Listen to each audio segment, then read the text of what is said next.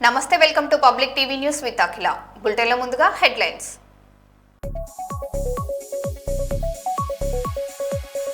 48 గంటల్లో ration card, త్వరలో ఒంటరి మహిళలకు పెన్షన్లు. మంత్రి పొన్నం ప్రభాకర్ ప్రకటన.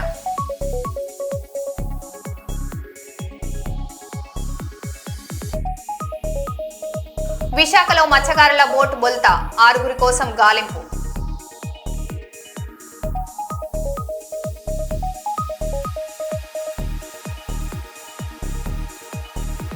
మంచిర్యాల జిల్లా కోటపల్లి కేజీబీవీ విద్యార్థిని అదృశ్యం, గాలింపు చేపట్టిన పోలీసులు.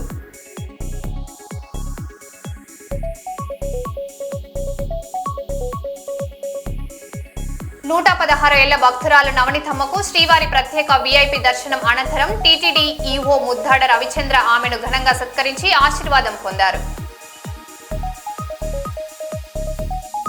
వరంగల్ జిల్లా నర్సంపేటలో ప్రైవేట్ విద్యాసంస్థల బస్సులపై ఆర్టీఏ పోలీసుల ప్రత్యేక తనిఖీలు.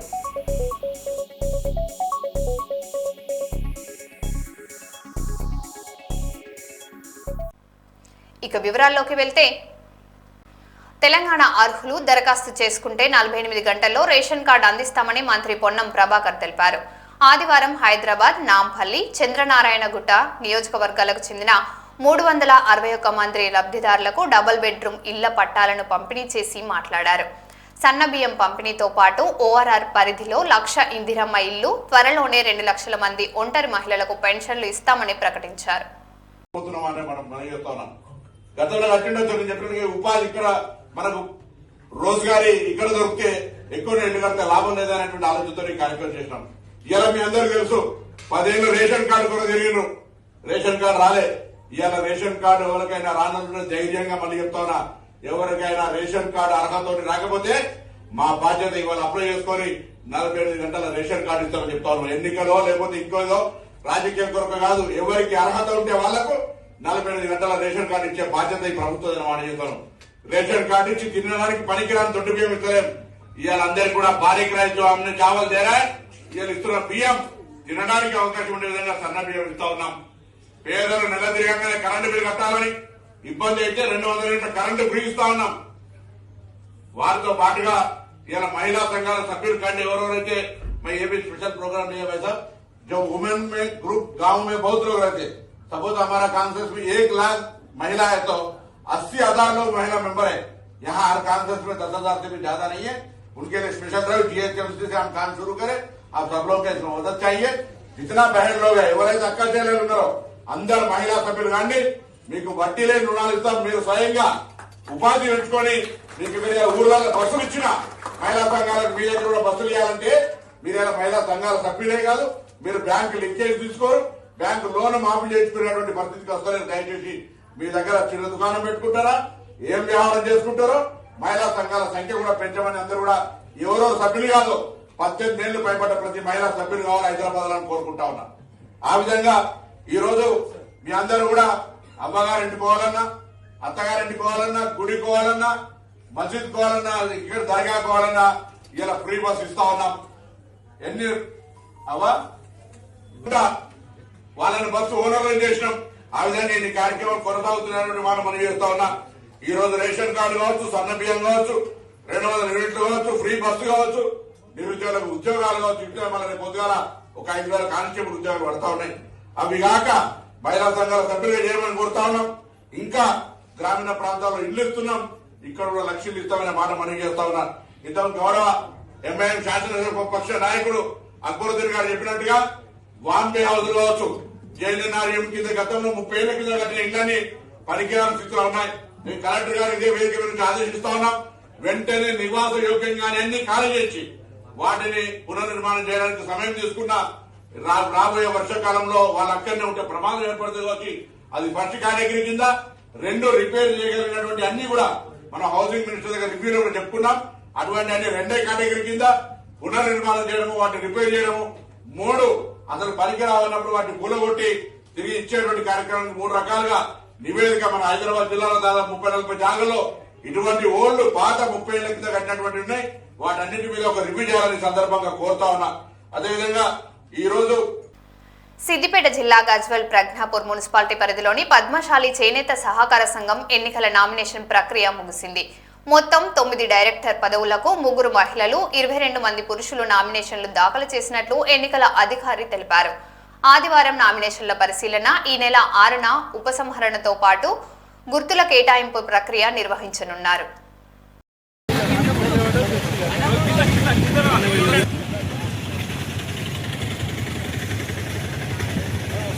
జై పద్మశాలి, జై పద్మశాలి, జై మార్కండేయ, జై మార్కండేయ, జై పద్మశాలి, జై పద్మశాలి, జై మార్కండేయ, జై మార్కండేయ.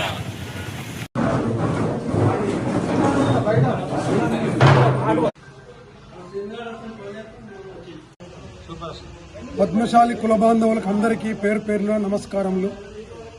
నేను ఆడపు బాలచంద్రము అని నేను ఇక్కడ గజ్వెల్ పద్మశాలి కులానికి ఒక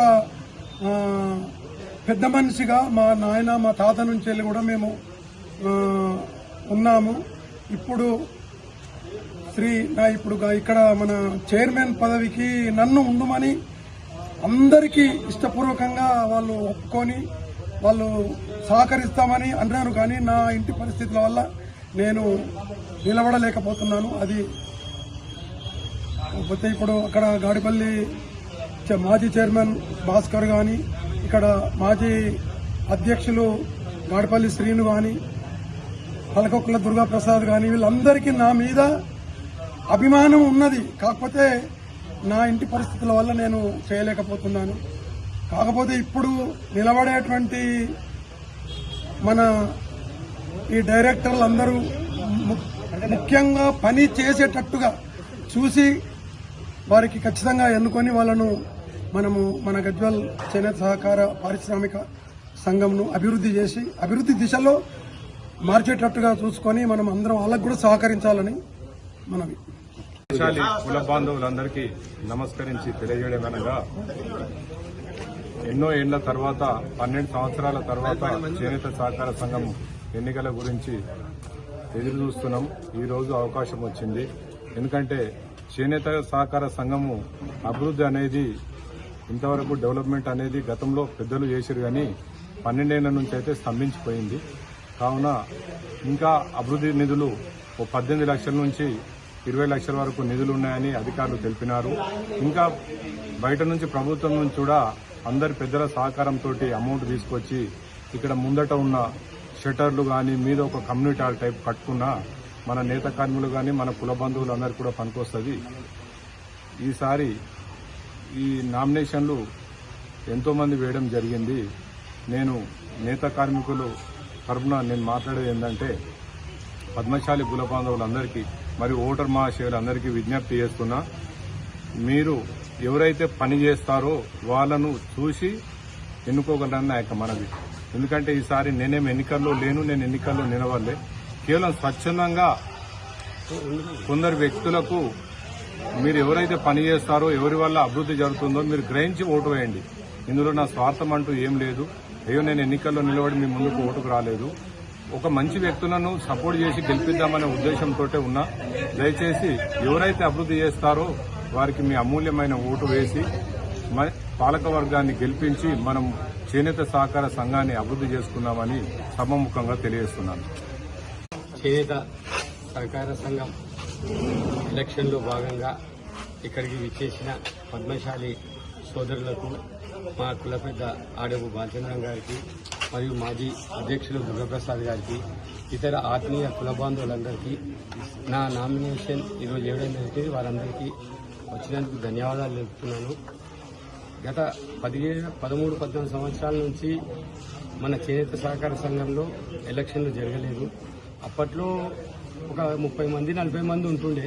ఇప్పుడు మన దగ్గర 230 మంది సభ్యులతోని ఎలక్షన్లు జరుగుతున్నాయి. అందులో మంచి యువత, సీనియర్లు అందరూ కలిసి నామినేషన్స్ ఒక 20-25 వరకు ఇవ్వడం జరిగింది. ఇది ఒక మంచి పరిణామము. మన సంఘం డెవలప్మెంట్కు ఐకమత్యంగా ఉండాలని నా యొక్క సూచన. నేను గతంలో మాజీ అధ్యక్షునిగా పనిచేశాను. వర్తక సంఘం అధ్యక్షునిగా 5 ఏళ్లు పనిచేశాను. మాజీ అధ్యక్షుడు బీఆర్ఎస్ గవర్నమెంట్లో ఉన్నప్పుడు 1,70,00,000 నేను ఫంక్షన్ హాల్కు తేవడం జరిగింది. నేను సమయం అనేది ఎట్లిస్తానో మా కుల బాంధవులకు కుల పెద్దలకు అందరికీ తెలుసు. ఇప్పుడు నేను ప్రస్తుతం మాత్రము కాంగ్రెస్ పార్టీలో ముఖ్య నాయకునిగా ఉన్నాను. దయచేసి మా కుల పెద్దలకు అందరికీ కులం బాగు గురించి కుల అభివృద్ధికి ఆలోచన చేయండి. ఎందుకంటే నేను అందరి ముందు పాత్రికేయుల ముంగట అందరి పెద్దల ముంగట కూడా మాటిస్తున్నాను. నాకు ఈ అవకాశం ఇస్తే మాత్రము నేను పద్మశాలి సంఘానికి మీద ఆఫీస్ ఉంటట్టు వెంటనే స్లాబ్ వేసి ఒక హాల్ కడతాను.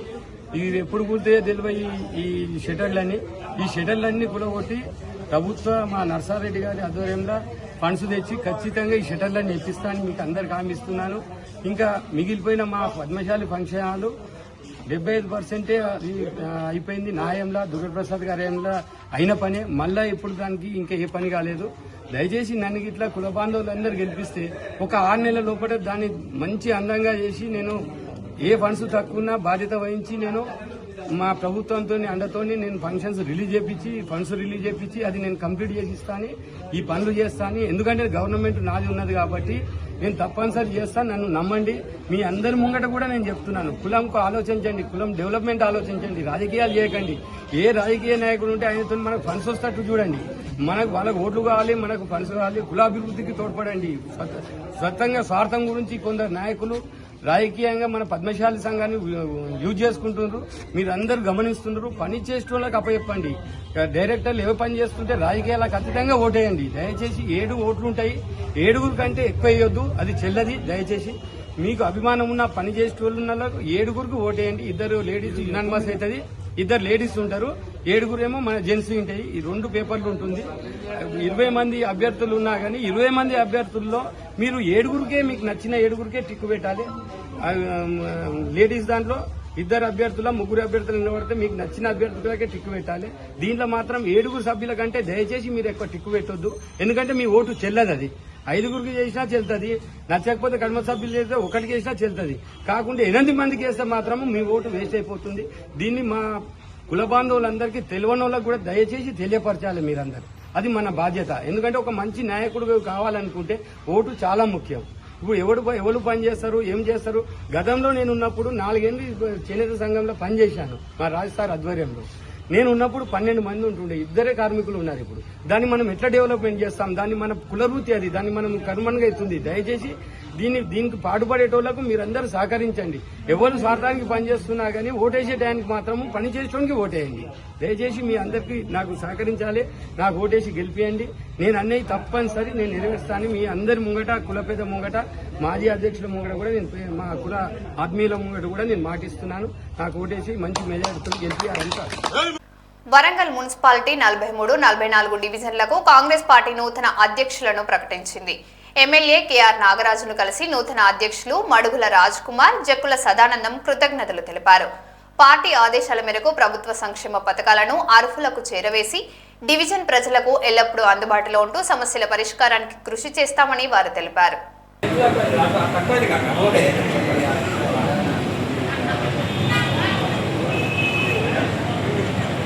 దూరం నుంచి తీరా అందరు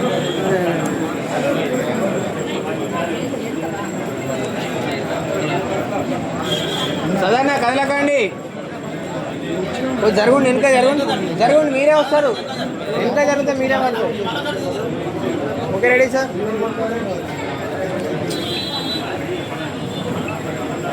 ఓ అన్న కదలకు. Okay sir. అన్న కొంచెం 44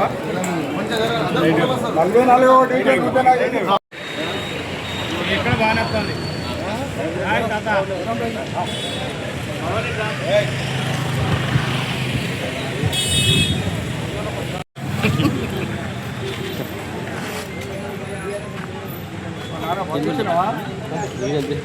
ఎమ్మెల్యే గారికి ధన్యవాదాలు.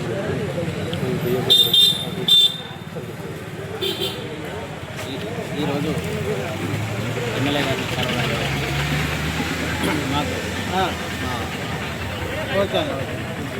మా 44వ డివిజన్ ప్రెసిడెంట్గా నన్ను గుర్తించి నాకు 44వ డివిజన్ అవకాశం ఇచ్చినందుకు ఎమ్మెల్యే కేఆర్ నాగరాజు గారికి ప్రత్యేక ధన్యవాదాలు. అదేవిధంగా డివిజన్లో గతంలో ఏం జరిగిందా ఏమో తెలియదు కానీ ఇప్పటి నుంచి ఏ సమస్య ఉన్నా కూడా డివిజన్ అభివృద్ధి కొరకు అర్నిషల్ శ్రమిస్తానని కష్టపడతాను. ఇక్కడ ఏ సమస్య ఉన్నా డివిజన్ ప్రజలు నాకు తెలియజేయాల్సిందిగా వారిని కూడా ఎవరిదాకా మాట్లాడిన వారితో కూడా కోరడం జరిగింది. వారితో కూడా ఇక్కడ పత్యాలు కూడా పెంచుకుంటాను. ప్రతిరోజు డివిజన్లో అందుబాటులో కూడా ఉంటాను. డివిజన్ అభివృద్ధి కోసం మరింత కష్టపడి ఇంకా గుర్తింపు తెచ్చుకుంటానని మీ అందరికీ తెలియజేస్తూ ధన్యవాదాలు.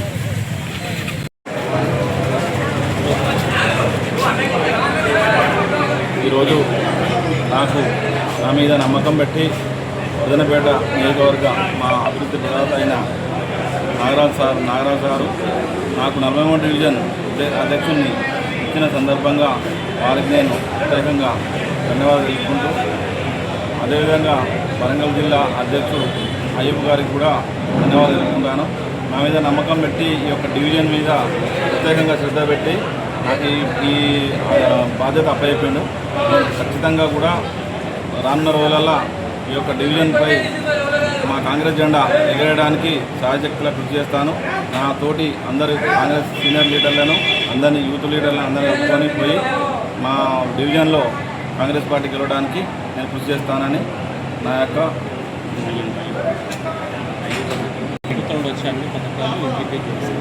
ప్రభుత్వం నుంచి వచ్చేటివన్నీ అన్ని పథకాలను ఇంటికి తీసుకుపోయి ప్రజలకు చేరే విధంగా నేను ప్రయత్నం చేస్తాను. మరియు అందరినీ కూడా కలుపుకపోయి ఈ యొక్క పార్టీని బలోపేతం చేస్తానని తెలుపుకుంటున్నాను. మీ పేరు చెప్పండి. నా పేరు మాడుగుల రాజ్కుమార్, 43 డివిజన్ అధ్యక్షుడు. Kaleshwaram project Kannepalli pump house ను సందర్శించిన బీఆర్ఎస్ వర్కింగ్ ప్రెసిడెంట్ కేటీఆర్ ప్రాజెక్టుపై కాంగ్రెస్ ప్రభుత్వ తీరును విమర్శించారు. మేడిగడ్డ మరమ్మతులు ఆలస్యం చేస్తున్నారని, రైతులకు నీరు అందించడం లేదని ఆరోపించారు. ప్రభుత్వం వెంటనే మోటార్లు ప్రారంభించి సాగునీరు విడుదల చేయాలని, లేదంటే పెద్ద ఎత్తున ఆందోళన చేపడతామని హెచ్చరించారు. మీకు ఒక చిన్న ఐడియా చెప్తాను, ఒక చిన్న మాట చెప్తా. తుమ్మిడిహెట్టి ప్రాజెక్టు ప్రాణహిత చేవెళ్ళని పెట్టినప్పుడు, తుమ్మిడిహెట్టి దగ్గర సోర్స్ పెట్టినప్పుడు మొత్తం స్టోరేజ్ నిల్వ సామర్థ్యం ఎంత అయ్యా ప్రాజెక్టు అంటే 16 టీఎంసీలు మాత్రమే. దాన్ని 142 టీఎంసీలకు పెంచింది కేసీఆర్ ప్రభుత్వం. మల్లన్న సాగర్ భారతదేశంలోనే అతి పెద్ద artificial man made reservoir 50 TMC కెపాసిటీతో కట్టిన రిజర్వాయర్ మల్లన్న సాగర్. ఇట్లాంటి ఎన్నో అద్భుతాల సమాహారమే కాళేశ్వరం. అందులో ఒక్క బ్యారేజ్లో 370 పైచిలకు పిల్లర్లుండే 3 బ్యారేజీలు కలిపితే ఒక్క బ్యారేజ్లో 2 పిల్లర్ల కాడ కొంత కుంగుబాటు వచ్చింది. సరే, అందులో కూడా లంగతనం ఉందనేది మా అందరి అనుమానం. అందులో కూడా ఎలక్షన్ల ముంగటనే జరిగింది. కొంతమంది దుర్మార్గులు ఏదో చేసిండ్రు, ఎలక్షన్లు గెలిచేందుకు కేసీఆర్ను బద్నాం చేసేందుకని ఒక అనుమానం కూడా మాకున్నది. వాస్తవం ఏంది అంటే, ఎక్కడైతే 2 పిల్లర్లు కుంగినాయో ఆ 2 పిల్లర్లు లేదా మొత్తం బ్లాక్ దాన్ని మొత్తం తీసేసి మళ్ళా కట్టినా అయ్యే ఖర్చు 400 కోట్లు. కేవలం 400 కోట్లు మాత్రమే. ఆ బ్లాక్ మొత్తం కట్టినా అందులో రూపాయి కూడా మళ్ళీ ప్రజల మీద పడేది లేదు. ఎల్ఎన్టీ అనే సంస్థ ముంగటికొచ్చింది, చెప్పింది ఆ 400 కోట్లు మేము కట్టిన మా ప్రాజెక్ట్ నుంచి డిఫెక్ట్ లయబిలిటీ పీరియడ్లోనే ఉన్నది, మొత్తం పైసలు మేం పెడతాం, మేం కడతాం, మాకు అవకాశం ఇవ్వండి అంటే ఇప్పటికి 30 నెలలు అయిపోయాయి. 31 నెలలు అయిపోయింది. 31 నెలలు అయిపోయినా కనీసం ఒక అడుగు ముంగట పడలే. ఇవాళకి కూడా ఒకటే పట్టుకున్నాడు, కాళేశ్వరం కూలేశ్వరం అయిపోయింది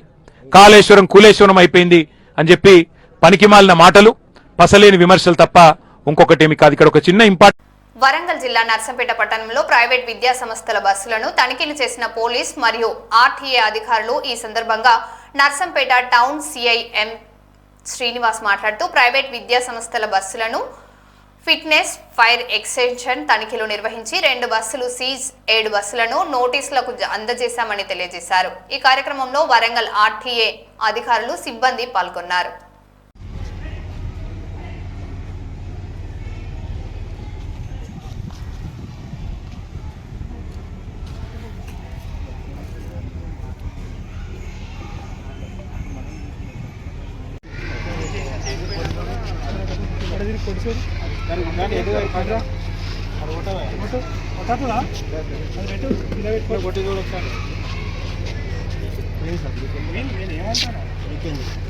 నీకు ఇక్కడ ప్రెజర్ ఫీడ్ ఉంటేనే అది ఉన్నట్టు, అది లేకపోతే నీకు అది లేదు, ఒకటిగా రాలేదు.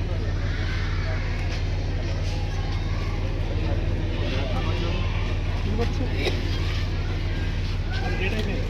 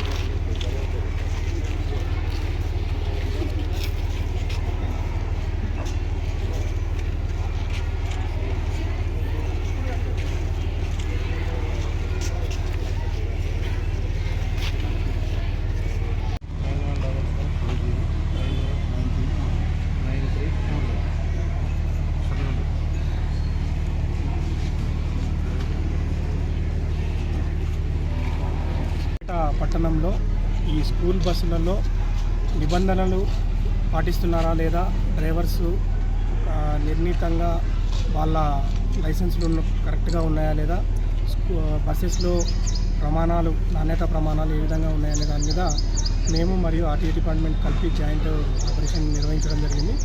ఇందులో కొన్ని స్కూల్స్లో ఆ నిబంధనలు పాటించని ఒక 2 బస్సులను సీజ్ చేయడం జరిగింది. ఒక 7 బస్సెస్కి నోటీసులు జారీ చేయడం జరిగింది. ఇదే ఇప్పుడు ఈ సందర్భంగా నేను నర్సంపేట పట్టణంలో ఉన్న అన్ని స్కూల్స్ యాజమాన్యానికి చేసే విజ్ఞప్తి ఏమనగా, మీరు స్కూల్స్ నడపడం ఎంత ఇంట్రెస్ట్ చూపిస్తున్నారో అదేవిధంగా పిల్లల యొక్క భద్రత మరియు వాళ్ళ యొక్క వచ్చేటప్పుడు పోయేటప్పుడు వాళ్ళ సేఫ్టీ అన్నీ కూడా నాణ్యతా ప్రమాణాలకు అనుగుణంగా లోబడి ప్రతిదీ కూడా నిబంధనలకు లోబడి చూసుకోవాల్సిందిగా కోరుచున్నాము. లేనిచో చట్టపరంగా కఠిన చర్యలు తీసుకోబడతాయని హెచ్చరిస్తున్నాం. Thank you. వరంగల్ మున్సిపాలిటీ పరిధిలోని పలు డివిజన్లకు కాంగ్రెస్ పార్టీ నూతన అధ్యక్షులను ప్రకటించింది. హన్మకొండలో ఎమ్మెల్యే కేఆర్ నాగరాజ్ను కలిసి నూతన అధ్యక్షులు కృతజ్ఞతలు తెలిపారు. ఈ సందర్భంగా ఎమ్మెల్యే మాట్లాడుతూ ప్రభుత్వ సంక్షేమ పథకాలను ప్రజలకు చేరవేయడంతో పాటు రానున్న మున్సిపల్ ఎన్నికల్లో కాంగ్రెస్ అభ్యర్థుల విజయానికి కృషి చేయాలని సూచించారు.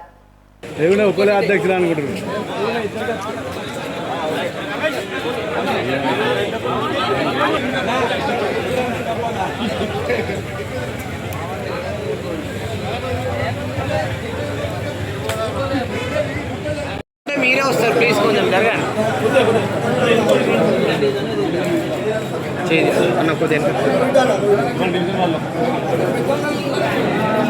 అన్న కొంచెం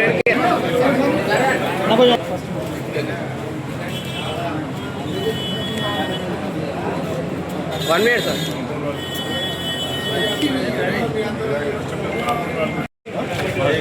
గత 15 సంవత్సరాలుగా గుర్తించి 66వ డివిజన్ కాంగ్రెస్ పార్టీ డివిజన్ అధ్యక్షుడిగా గుర్తించిన స్థానిక MLA Wardhannapet KR Nagaraju sir గారికి, అలాగే ఏసీసీ అధ్యక్షుడు పినగాల వెంకటరామనాథరెడ్డి గారికి,